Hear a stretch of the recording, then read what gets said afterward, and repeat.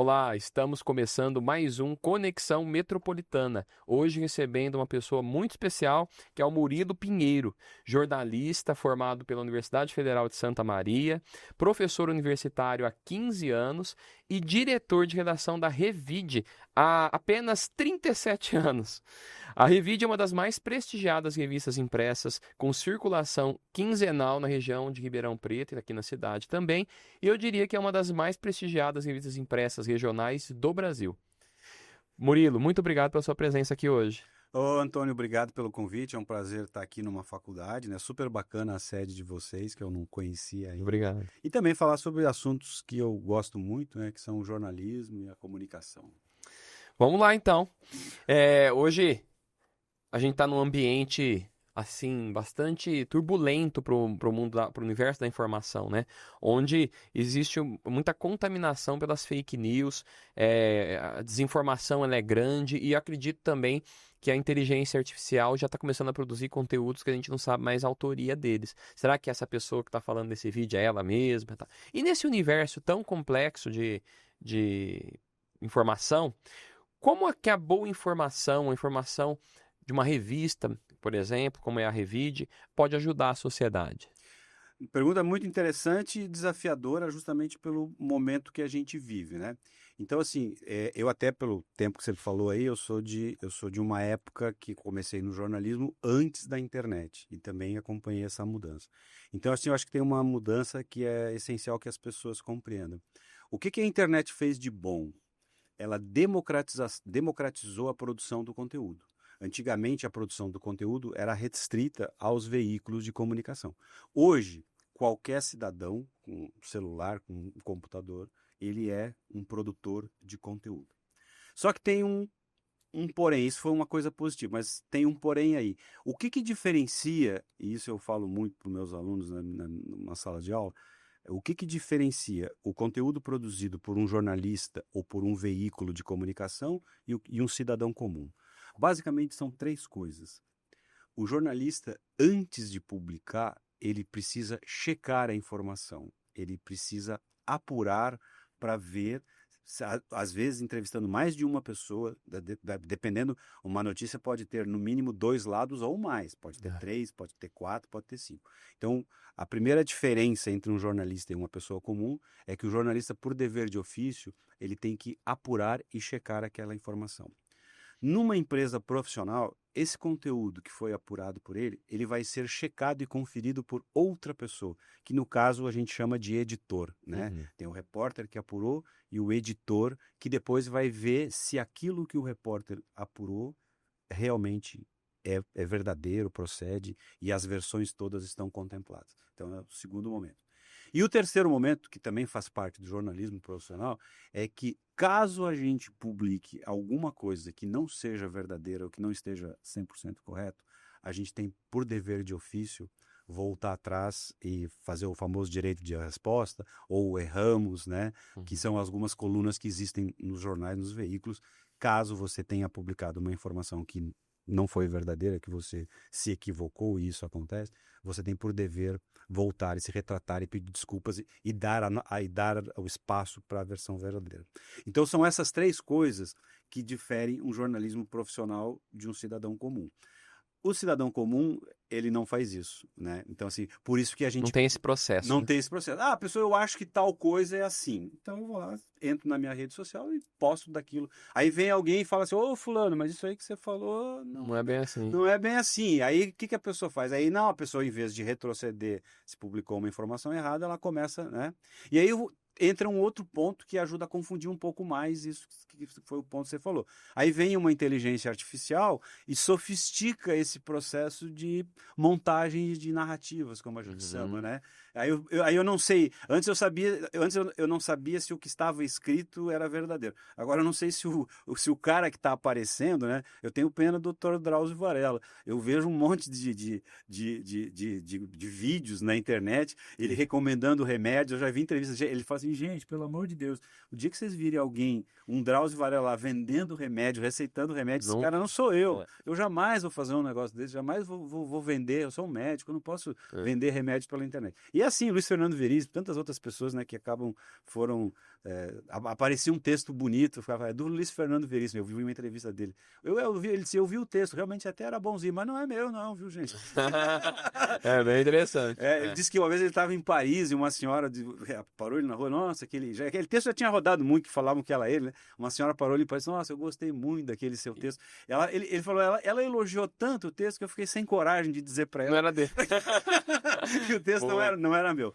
Então, assim, eu acho que isso tá na raiz, né? Então, assim, eu aí tô puxando sardinha pro meu assado, eu continuo defendendo, não que as pessoas não possam publicar, isso é democrático e é legítimo, mas eu continuo defendendo a importância do jornalismo profissional e da comunicação justamente para fazer essa curadoria, né? Da gente poder fazer esse filtro. E olha que vou te contar, a gente, né, fazendo todo esse processo, investigando, checando, apurando, entrevistando as pessoas, ainda assim a gente erra. É verdade. E eu, Murilo, até aproveitar um gancho aqui dessa conversa para falar uma coisa que é uma opinião minha, né? Eu, como professor universitário, sempre, muitos alunos diziam assim, mas a gente precisa... Porque eu falava, chequem as informações em veículos de peso, reconhecidos, com jornalismo profissional. Aí alguns diziam, mas hoje grandes portais querem manipular a favor de seus interesses. E eu sempre falei, gente, hoje com tanta informação disponível, você não é obrigado a escutar uma versão. Vá em vários portais. A hora que você cria o seu próprio... você tem o seu senso crítico para julgar o que é puxar para um lado, puxar para o outro, e que é verdade. Verdade todos são, só que são maneiras diferentes de vê-la.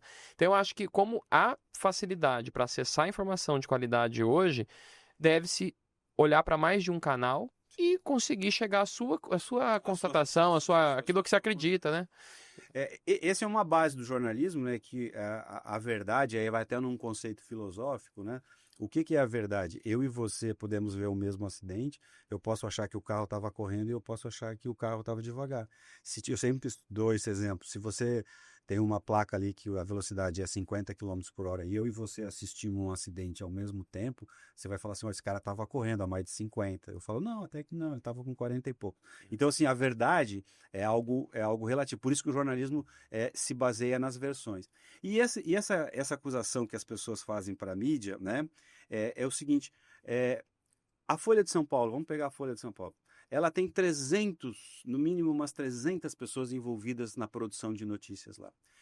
Você acha que é possível você chamar 300 pessoas e dizer, gente, a partir de agora nós vamos contar uma mentira aqui, nós vamos manipular, nós vamos, né, tender uma história, né? Você teria que combinar com 300 pessoas, e aí você tem que ir para o outro veículo que tem mais 500, fazer esse pacto. Então, às vezes as pessoas dizem, aí sua mídia não divulga, né? Como se fosse possível, né? Eu, por exemplo, eu tenho 10 jornalistas que trabalham comigo, eu não tenho nem como controlar o trabalho deles, né? Eles sentam e fazem as matérias. É claro que alguma coisa eu vou ver, eu vou supervisionar, mas assim, são pessoas que pensam diferente, né? É verdade. Então, assim, se você for lá em qualquer redação grande de um veículo, você vai ter pessoas das mais diversas opiniões sobre temas, né?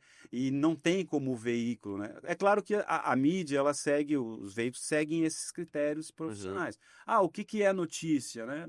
Depende de um critério, embora existam critérios jornalísticos que possam definir a relevância de um fato, é claro que isso também cai na subjetividade. Mas um estudante universitário, um profissional já graduado ou até pós-graduado, ele precisa ler. A leitura é importante, né? Então ele tem que procurar diferentes canais, se informar bem e criar suas convicções, né?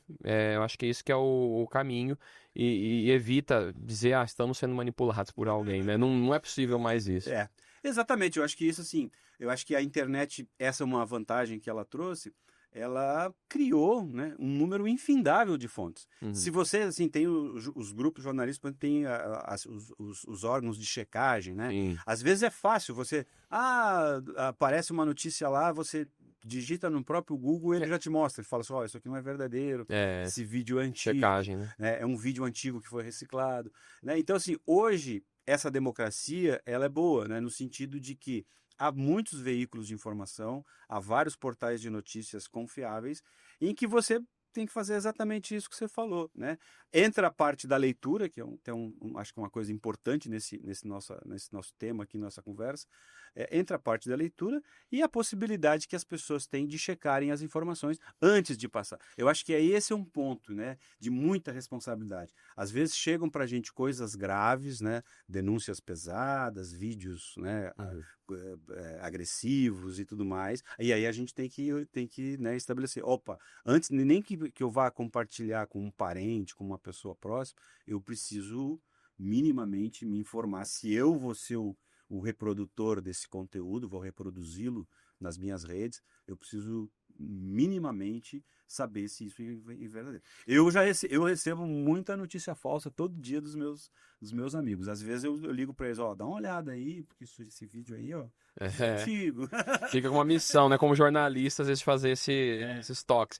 Então, a gente já tratou aqui de um tema que eu ia te perguntar, né, como que você vê a importância da leitura para as pessoas? Bom, nós estamos num canal de mídia de uma faculdade, né? E aí, assim, acho que essa é um desafio, né, para todos nós, de procurar todos os profissionais, independente da área, de que estão buscando uma boa formação, e isso vale para todos os cursos, né? Que é a importância da leitura. E num mundo os aparelhos celulares, o digital, está roubando, né? Não tem outra palavra, está roubando o nosso tempo, né? O nosso tempo. E aí, o que acaba sendo sacrificado nesse processo? O tempo reservado à leitura. E quando eu falo de leitura, eu não estou falando dos vídeos ou dos conteúdos que o algoritmo joga no teu feed, porque aí os critérios são outros, né, do que é. Então, assim, eu estou falando do advogado, do professor, do jornalista, do médico, de qualquer profissional, de buscar essa boa informação, essa informação de qualificado. E onde está essa boa informação? Ela está nos livros, né, basicamente. Também acho que está nas revistas e nos jornais, mas aí estou puxando de novo brasa para o meu assado, mas ela tá nos livros, né? Então, assim, aí vem aquela história, a média de livros, né, lida pelo brasileiro, né? Que apesar de a gente ter melhoras aí, continua uma média baixa. Então, vamos falar para o estudante universitário. Quantos livros um estudante universitário precisa ler para se fazer? 2 livros por mês, vamos fazer 2 livros por mês, vai dar 24 num ano, vezes 4 dá 96, 100 livros, né? Então, um estudante aí que minimamente precisa ler algo da sua profissão e também complementar com uma visão mais geral da realidade, o cara aí teria um desafio de ler aí, né, uns 100 livros durante Que é uma coisa rara, muito rara. Hoje se tornou a exceção, né? Pois é, então assim, é claro que a gente tem, né, tem gente que consegue fazer. Os antigos faziam isso, né? E aí, assim, a formação de uma pessoa que tem uma base de leitura, né, é outra, né? É verdade. Para escrever, para compreender o mundo, para uma série de coisas. É isso aí. E agora, assim, a Revide eu considero um case de sucesso quando a gente fala de mídia impressa regionalizada, né? Que é uma mídia, ela reflete o que Ribeirão Preto e região de mais relevante acontece na nossa região. E ela há anos, tantos anos, né, com uma tiragem quinzenal, em alto volume. Qual que é o segredo que a Revide tem para se manter relevante em um mundo que tão dominado pelos feeds, pelas mídias digitais? O segredo da Revide, que é um desafio, é o mesmo de qualquer uma pessoa, de qualquer um de nós, que é a capacidade e o desejo e a vontade e a necessidade de se reinventar no mundo atual. Todos nós precisamos nos reinventar, né? A pandemia, por exemplo, que instituiu o trabalho home office, que era uma coisa que não tinha, né? É uma reinvenção da forma, né? Como os próprios cuidados com a saúde passaram a ser outros depois da pandemia. Então, assim, as empresas, as pessoas individualmente, todas elas têm a necessidade de se reinventar, acompanhar as modificações do mundo. E isso é uma coisa que a gente colocou no nosso DNA. Se eu posso te dar um exemplo concreto, a gente pretende, nós somos uma revista local, regional, modestamente guardadas as devidas proporções, uma revista de assuntos gerais. Nós, assim, nos espelhamos muito na Veja, né, na nossa carreira, na nossa história, de ser uma revista diversificada, de opiniões e que trata de todos os assuntos. Então, assim, como assim que as coisas mudaram? Por exemplo, e que a gente acompanha nos nossos conteúdos. Gastronomia, por exemplo. Antes dos anos 2000, a gastronomia era uma coisa de elite. Só pessoas muito, muito ricas tinham acesso a comidas diferenciadas. Hoje não, você tem restaurante chinês, japonês, A globalização. qualquer comida está acessível, até num delivery, né? Está acessível para então, a gastronomia, então é uma área que a gente incorporou. Cuidados com a saúde, por exemplo, né? Há 20 anos atrás, 20 anos, né? As pessoas, a saúde era um negócio que não era muito. Hoje não, você anda na rua, você vê todo mundo correndo, todo mundo praticando, você vai nos parques, estão cheios. Então, o que a Revide fez? Ao longo dos seus 40 anos, foi incorporando essas temáticas, né? Na sua pauta, como a gente chama, nos assuntos a serem abordados. Buscando o quê? Buscando cada vez mais se conectar, né, com o leitor, que também está mudando por sua vez. Né? Então, assim, nós começamos numa era que nós não tínhamos a concorrência do digital. Hoje nós temos uma concorrência digital. E aí, Antônio, qual é que eu acho que vale para nós, para vocês, para todo mundo, né? Hoje existe uma disputa desenfreada pela atenção das pessoas, né? O que a gente quer como veículo de comunicação, como produtor de conteúdo? A gente quer que as pessoas parem e leiam o que a gente produz, né? Todo mundo quer chamar atenção, a empresa quer chamar atenção. E aí o problema é que houve uma saturação, né? Nós estamos com muita informação. Sobrecarga, né? Sobrecarga, até uma coisa que os especialistas aí dizem que a gente vai chegar numa exaustão, né? Na verdade, a capacidade de fixação do aquilo que a gente lê já está muito baixo, né? Já está muito baixo porque a gente está vendo coisas o tempo todo, isso nos dá um certo cansaço, as mensagens são mais instantâneas e mais superficiais e a gente perde a profundidade. E aí eu acho que aí a Revide entra, no sentido de propor uma leitura qualificada, segmentada, mais profunda, que exige uma absorção. Assim. Esse é o nosso desafio. Se você me perguntar, mas o que é a Revide? Ela é uma revista que, mesmo sendo impressa num mundo digital, ela busca falar com esse leitor de uma maneira mais profunda, mais consolidada, do que simplesmente você ficar com o dedão correndo ali, passando, vendo um monte de coisa. Sim, é isso aí. E como que a Revide tem feito para associar seus objetivos empresariais aos objetivos comunitários? Temos um outro bom exemplo, né, que as pessoas que são mais daqui, assim, que também a gente está falando aqui de Ribeirão, mas que é uma realidade local. As igrejas, né, do Brasil inteiro estão envelhecendo e correndo riscos, precisando de reforma. E a gente meio que comprou essa briga aí junto com uma parte aqui, um grupo da sociedade, no sentido de aí, né, fazer isso. Durante muito tempo a gente simplesmente fazia reportagens, fazia denúncias e íamos para casa tranquilos, falando assim, cumprimos a nossa parte, fizemos uma matéria sobre o assunto. Informamos as pessoas, a catedral está caindo aí, gente, viu? Dá uma olhada aí. Fizemos uma, fizemos duas, fizemos três e não adiantou nada. E aí nós assim, não, vamos também num novo formato, e aí estamos fazendo isso, estou citando o exemplo da catedral, mas o centro, vacinação, que são temáticas que a gente vai tratar o ano que vem, lixo, né? Nós estamos tentando ajudar, interferir, dar espaço para pessoas que possam contribuir, cobrar o poder público que precisa fazer a sua parte, contato com os políticos, uma série de coisas que a gente pode fazer enquanto veículo no sentido de dar espaço e amplidão para essas temáticas. Isso aí, é muito bom. E que ao mesmo tempo, eu acho que a gente acaba entrando na questão do empreendedorismo social, né? Você está beneficiando a sua revista com pautas interessantes que engajam e ao mesmo tempo ajudando a sociedade de uma forma a protagonizar o cenário de mudança que a gente precisa buscar, né?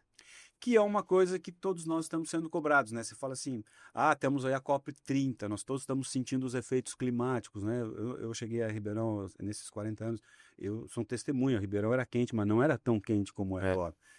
Aqueles incêndios que a gente viu há 3 anos atrás, aquilo ali foi assustador, a forma como a proporção que aquilo ganhou. Aí a gente viu o Paraná agora, viu o Rio Grande do Sul, e aí nós temos uma COP30 em Belém, mas é Belém, né, Amazônia, nós estamos longe. Não, o que essa temática tem a ver com a gente também, porque a gente produz lixo, porque a gente tem um déficit. Nós temos 9% de cobertura arbórea em Ribeirão, nós temos um número de árvores pequenos em Ribeirão. E isso não é um problema da prefeitura só, Não. é um problema nosso, porque o meu bairro vai ficar mais quente, o teu bairro vai ficar mais quente, nós vamos respirar um ar mais poluído, né? Se todos pensassem, fizessem a sua parte individual, o ritmo das mudanças climáticas seria outro, né? A gente conseguiria reverter. Todos precisam fazer a sua parte. É o suficiente. E ninguém está. Então, assim,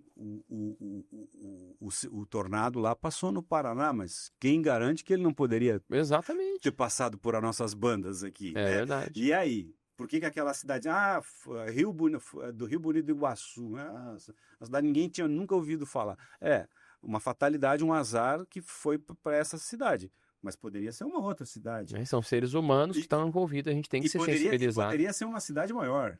O estrago poderia ser maior. Poderia ser numa cidade de 300 mil, 400 mil habitantes, e aí nós teríamos... Então, assim, essa é uma problemática que coloca a questão do clima, todos nós como protagonistas, né? Exatamente. Eu estava andando na rua, vi um cara abrir a janela do carro e jogar a garrafa para fora. E vocês na revista estão com um projeto para o ano que vem nessa linha, né? Estamos num projeto. Nós vamos estabelecemos 4 temáticas centrais para a gente centrar fogo, como a gente diz, que é o lixo, a vacinação, a pauta ESG e a questão do centro da cidade.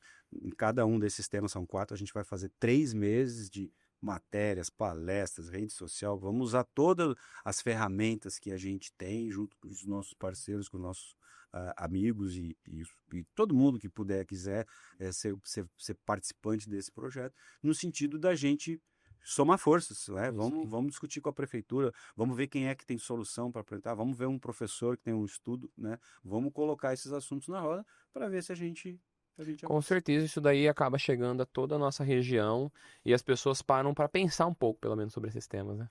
É assim que a gente vai fazendo a mudança. Aqui na Faculdade Metropolitana nós temos o curso de jornalismo, e é um curso assim, muito, muito bom, com os alunos muito engajados. E eu queria saber qual dica você daria para um jovem que quer iniciar um curso de jornalismo? Primeiro, eu fico já feliz de você, como CEO da escola, me dizer que os jornalistas são engajados e que querem, né? Esse foi o que me motivou. O jornalista, ele acha que escrevendo matéria vai conseguir transformar o mundo, ou vai ajudar a transformar o mundo. Esse foi o sonho, por exemplo, que me moveu lá atrás e que a gente continua. É claro que o tempo passa, a gente vê que as coisas, né, não são tão fáceis como a gente imaginava. Eu vou fazer uma matéria e o negócio vai mudar, né? Então, agora mesmo eu estou chegando à conclusão que não bastam só as matérias, eu preciso atuar, se envolver mesmo. Se envolver, que foi o que a gente fez, mas demoramos até para descobrir isso, né? Estamos com uns 40 anos, a gente chegou a essa conclusão. Então fico feliz de saber que os estudantes de jornalismo vão manter a nossa história, a nossa tradição de serem pessoas com um senso crítico, engajadas, que são preocupadas. Esse é o sentimento que move os jornalistas, né, de estarem preocupados. Há poucos dias eu entrevistei a Flávia Chiarello, jornalista também, ela falou uma coisa que eu achei bem interessante, que o jornalista é um indivíduo inconformado. Inconformado. Nós não podemos nos conformar com a injustiça. Eu assisti ontem um pitbull que matou uma matéria lá no jornal, um pitbull que matou uma criança de 4 anos de idade. Eu fico assim, conformado. Estragou o meu dia de ver que, né, ainda tem pessoas que criam cachorros muito ferozes dentro de casa e tal, e que vira e mexe. Os cachorros destruíram a vida de uma escritora, teve os braços, as pernas amputadas, um negócio. Então, assim... E a culpa não é do cachorro, né? A culpa é da falta de cuidado, né? Falta de cuidado das pessoas. Então, assim, o jornalista, ele é um inconformado por natureza, né? Ele é um inconformado... E, assim, enquanto tiver mundo, a gente sabe que, né, os problemas não vão resolver. Então, essa é a primeira coisa legal que eu acho. E a segunda, volto no que a gente falou. Quem quiser ser um bom jornalista, independentemente de qualquer talento que possa ter até para escrever, uma outra habilidade, ele precisa ter uma pessoa com uma cultura muito boa. E a forma de conseguir cultura é de ser um bom leitor, né?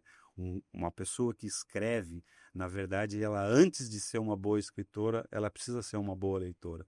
Só escreve bem, só pensa bem, só produz bons conteúdos quem tem uma boa formação cultural sólida, né? Por isso que eu falo dos livros, eu falo isso com os meus alunos também, vamos lá, quantos livros, né? Quantos você consegue ler? Quantos você mas que tipo de leitura você está lendo?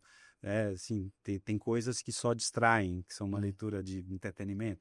Tudo bem, leitura, todas são válidas, mas pensa naquilo que vai te dar uma boa formação, economia, política. E a inteligência artificial, ela está impactando o trabalho do jornalista? Como que ela vem? Não digo no sentido de fake news, que a gente já falou sobre isso, mas digo como ferramenta, ela tem mudado a rotina do jornalista? Como é que está sendo isso? Não tem nenhuma área, eu acho, né, que escape, né, do trabalho. E aí tem algo assim que parece fantástico, mas que é assim problemático, no sentido de que uma pessoa que já tem uma experiência e um conhecimento, ela pega as informações pela inteligência artificial e ela volta a fazer aquela curadoria. Ela olha aquelas informações e diz, opa, isso eu posso usar, isso é meio temerário. Então, assim, qual que é o problema? Eu deixo um recado para os estudantes novos, assim, quando você, no teu processo de formação e de aprendizado, você já se torna um dependente da inteligência artificial, você está atrofiando um processo seu de formação, de aprender. A gente aprende a escrever como? Assim, ó, escrevendo, né? Corrigindo, né? Errando, acertando, melhorando um texto. É assim que a gente aprende a escrever, por exemplo. Quando alguém vai dizer, não, eu pego aqui, né?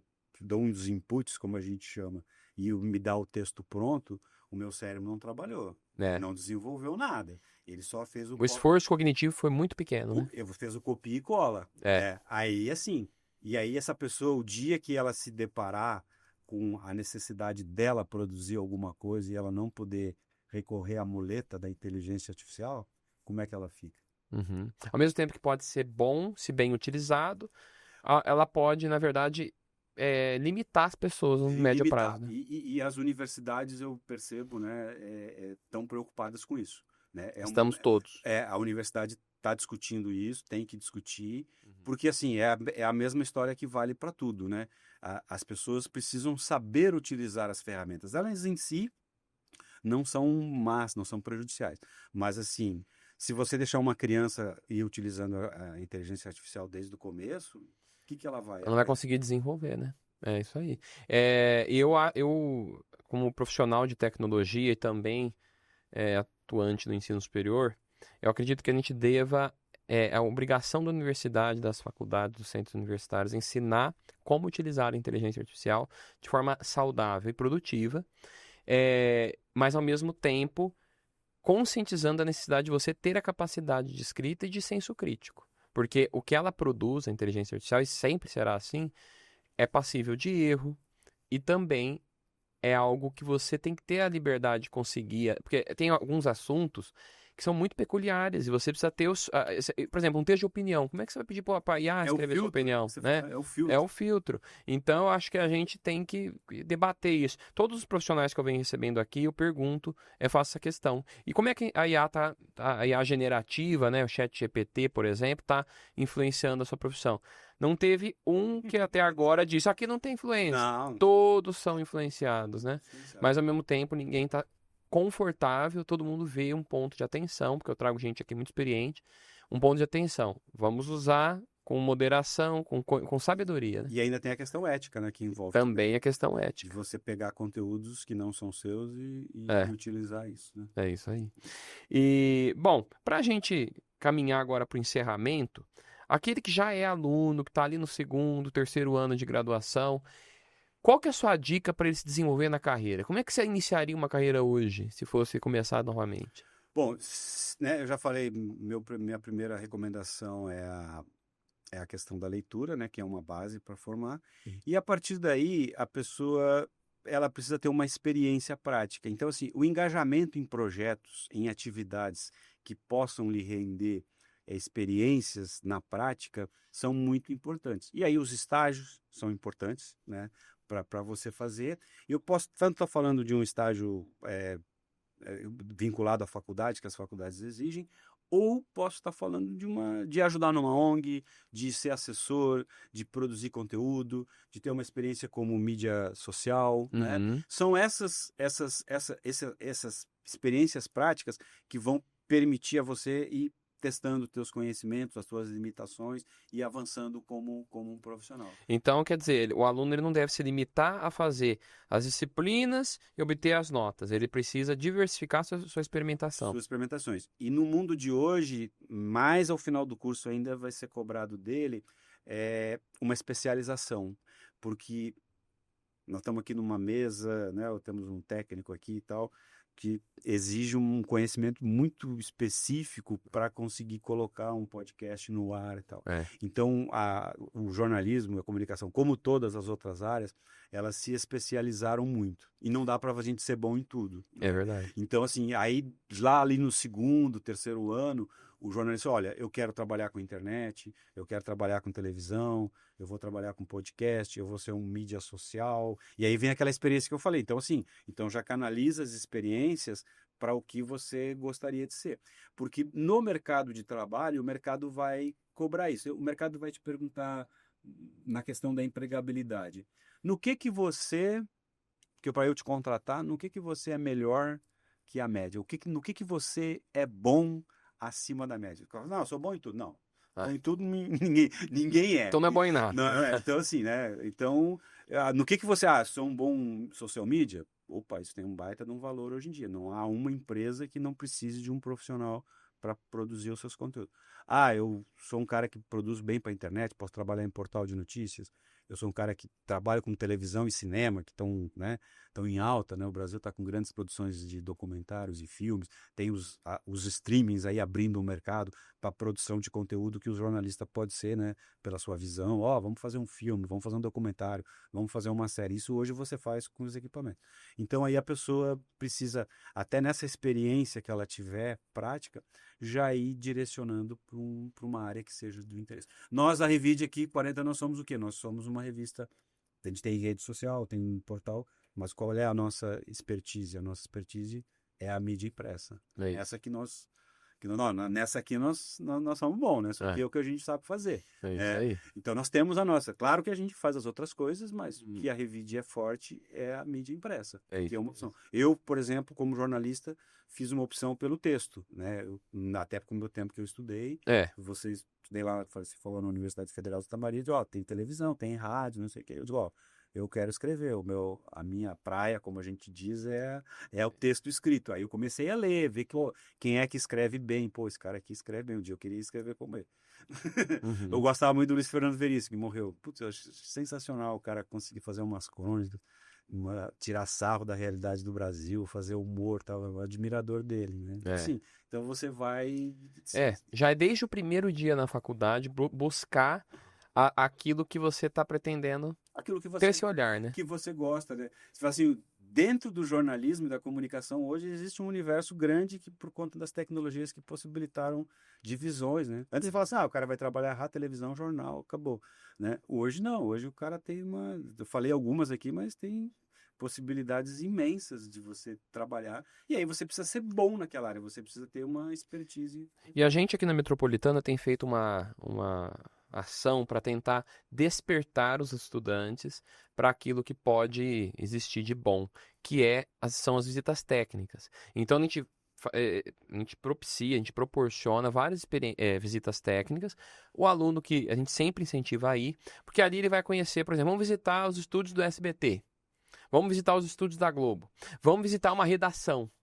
E aí o cara ele vai vendo aquilo que pode fazer mais sentido para ele, que pode ser a vocação dele, né? Claro. Se ele não conhece, é difícil de escolher. Não, e assim, a gente fala assim, né? Porque quem já escolheu uma profissão, como a gente, tem um pouco mais de idade, mas a gente sabe o quanto que é angustiante essa pergunta, né? Primeiro, qual o curso que eu vou escolher? Né? O cara escolhe um curso lá, curso de jornalismo. Beleza, agora dentro do jornalismo você vai ter que fazer outras escolhas ainda, uma outra escolha, né? Isso você falou, por isso que é bom, eu sou um cara que gosta de televisão, eu gosto de imagem, né? Eu gosto de rede social, eu gosto de texto, eu gosto de rádio. O cara pode ser um produtor de podcast, pode ser um influencer, pode ser um monte de coisas hoje em dia, né? Então essas perguntas a gente sabe que são angustiantes e toda a experiência, a visita técnica que você proporciona, que a faculdade proporciona, é um momento de você dar uma olhada ali mais de perto, conversar com outras pessoas para saber se aquilo é o que vai te fazer feliz, né, Antônio? Porque estamos aqui, tudo isso, assim, a gente fala de trabalho, de emprego, etc., mas as pessoas estão no mundo para ser felizes. Isso. E assim, quem não é feliz com a sua profissão, né, não se realiza. tá no mato sem cachorro, como a gente diz, né? Porque, né, tá certo que o dinheiro é importante, todo mundo precisa ter uma sustentação, uma renda, né, para poder ter uma vida digna, mas, assim, eu sou da opinião que dinheiro realmente não traz felicidade. Não. Eu sou da opinião de que, e claro que não é só a profissão que te deixa feliz, a família, o casamento, uma série de coisas podem te ajudar nisso. Mas a profissão, obviamente, né, ela É um pilar importante. é um pilar importante para fazer um ser humano realizado. Isso aí, Murilo. Muito obrigado aqui pelo papo de hoje. Foi um prazer recebê-lo aqui com a gente. Prazer é meu e se quiser que a gente volte outro dia, a gente volta aí. E vamos conversar mais um pouco. Então, vamos encerrando mais um episódio do Conexão Metropolitana. Obrigado você que esteve acompanhando aqui com a gente e até o próximo episódio.